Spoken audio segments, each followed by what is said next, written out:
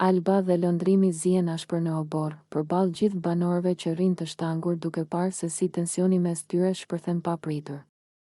Zëri i Albës ngrihet i pari, plot nervozizëm, ndërsa ajo i afrohet lëndrimit me hapa të ashpër. "A je serioz ti?"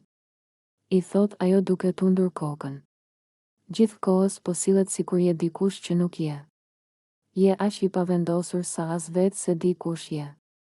Lëndrimi e shikon i shtangur, i habitur më shumë nga mënyra se si ajo po i drejtohej se sa nga fjalët në vetvete. "Alba, mos e tepro. Po mban qëndrim të gabuar", i thot ai me zë të ulët, por i tensionuar, por Alba nuk ndalet. Ajo e ngre zërin edhe më shumë. Ndërsa banorët e tjerë fillojnë të afrohen për të parë çfarë po ndodh, ti si qëndron asaj që thua. Njëherë sillesh si i fortë, herën tjetër si i hutuar. "Po lënam në shtëpi", thot ajo me ironi të mprejtë, lëndrimi mban frymën, fytyra e tij skuqet nga nervat. "Alba, mos më ofendo. Nuk të kam bërë asgjë.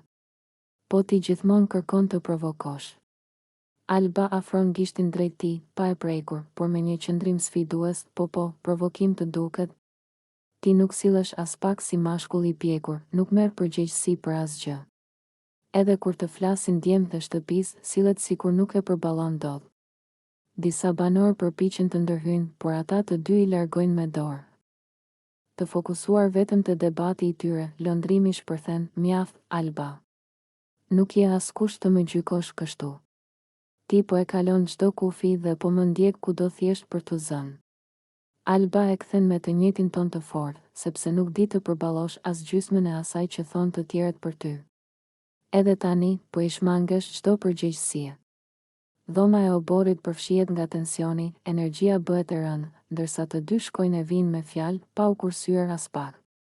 Të gjithë e kuptojnë se ky konflikt s'do mbarojë shpejt dhe se mes tyre ka më shumë inate të fshehura se sa që kanë treguar deri tani.